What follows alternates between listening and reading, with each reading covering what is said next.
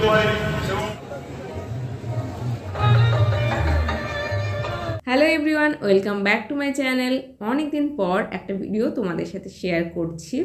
কেমন আছো তোমরা সবাই? আমি খুব ভালো আছি। আর আমি গিয়েছিলাম ফার্স্ট টাইম লালন মেলাতে। আর এটা হচ্ছে নদিয়ার আসাননগরের কদমখালি শ্মশানে এই মেলাটা হয়। আর আসাননগরের চারপাশে যারা থাকো তারা অবশ্যই এই মেলার নাম শুনে থাকবে, কারণ বহু পুরনো এই মেলা। এই মেলাটা অ্যাকচুয়ালি লালন ফকিরের নাম অনুযায়ী, তাই এর নাম লালন মেলা। আমি এই মেলার নাম অনেক শুনেছি, কিন্তু আমার কখনো যাওয়া হয়নি, এই ফার্স্ট গেলাম।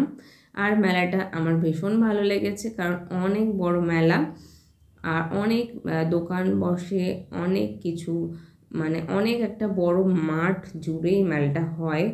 তো তোমাদের সাথে শেয়ার করছি।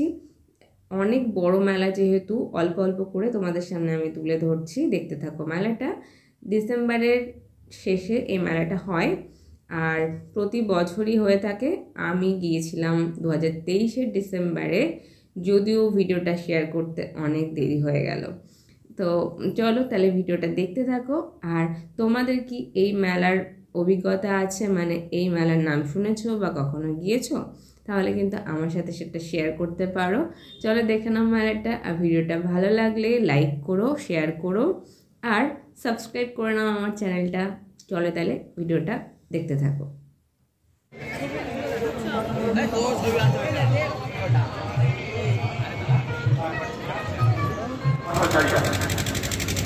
আমাদের মধ্যে আছেন এই মেলা কমিটির প্রাক্তন। এই সামনে দাঁড়ো, সামনে গিয়ে দাঁড়ো। তোমরা সবাই মঞ্চে এই মেলার কি ভলেন্টিয়ার নাকি? হ্যাঁ, আজ ওই দর্শকদের সামনে করে দাঁড়ো। ওরা তিনজনই মঞ্চ উঠে এসছে এবং ওরা মেলা এখানকার কমিটির ভলেন্টিয়ার।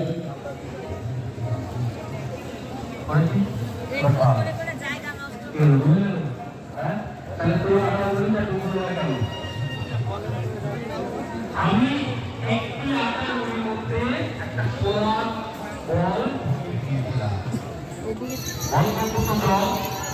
জল হেরেছে তো? ঠিক আছে, দেখি আপনি ঢুকবেন না।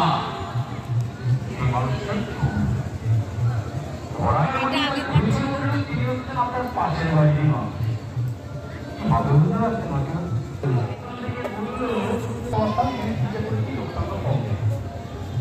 এইভাবে বিজ্ঞানী সহযোগিতা নিয়ে আসবে। এই ছোট্ট ঘটনা, ছোট্ট একটা বিজ্ঞানের নিয়ম কিন্তু মানুষ ভুলে যান এবং আমরা বিশ্বাস করেন। হ্যাঁ,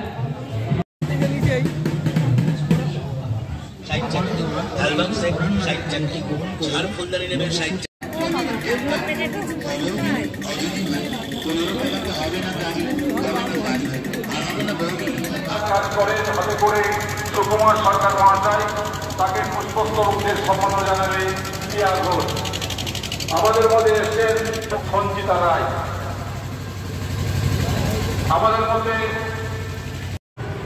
সারা ভারতবর্ষ এবং পৃথিবীব্যাপী যে মানুষে মানুষে ভেদাভেদের বিষ আকাশে বাতাসে ছড়িয়ে পড়ছে, কদমখালি প্রাঙ্গণে অনুষ্ঠিত করছি, সেই উদ্যোক্তাগণ যারা আমাদের কমিটির উপস্থিত হয়েছেন, এই শীতের মধ্যে থেকে কিন্তু এই রাস্তায় এবং বিপল দিয়ে চাউল ভবন করে দিয়েছি। আমাদের সেই এবং বুঝতে পারি এবং যে সমস্ত